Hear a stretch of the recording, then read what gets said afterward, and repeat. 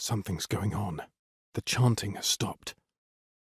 Marcus chewed his cheek as he and his sergeant watched from behind a derelict building, barely half a wall left standing, though tall enough to shield them and their horses from anyone at the church.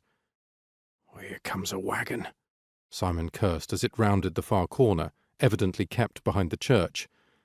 "If that's not a horrid sign, I don't know what is." Marcus had to agree. The wagon and its metal bars clearly a prison and not a means of comfortable transport. A priest emerged from the church, looking about as if satisfied with whatever had happened inside, a smile on his face. "That has to be Mercier," Marcus agreed. "I'll believe it for sure when I see—" Oh, wait. There they are. A dozen monks on horseback came from the back, where their horses must have been hidden from the road along with the nightmarish cage on wheels. They took up position in front of and behind the wagon, confirming what they already knew. Marcus gripped the hilt of his sword. That's obviously him. The priest climbed onto the carriage and flicked the reins, the entire procession underway within moments. Simon grunted. They're not in a hurry." Marcus nodded. "They obviously think nobody knows where they are. Isabel and the others must be in the back of that wagon."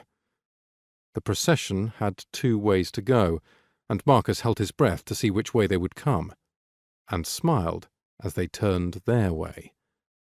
Simon looked at him. "Just what are you smiling about?" "They're coming this way." Simon eyed him. "Yes, the 12 armed men are coming toward us, 2 armed men." Marcus mounted his horse. "We can't let them leave. Sir Denis may never find us if we follow, and we may never find them again if we don't." 2 against 12? Not exactly odds that are in our favour. We've faced worse. Simon climbed into his saddle. "Have we? My memory isn't as good as yours." Marcus thought back over their years together as he guided his horse from their hiding place. "Well, maybe not 12. 10? Simon growled. "I'm thinking 6. "Definitely more than 6. Marcus frowned. "If only we had an archer, we could thin them out a bit." Simon stared up at the heavens, his eyes closed, his lips moving. They stopped, and he opened his eyes, peering out at the procession. He cursed. "What?" "My prayer wasn't answered." Marcus laughed. "Then it is up to us to do God's work today." Simon sighed. "Ugh, isn't it always?"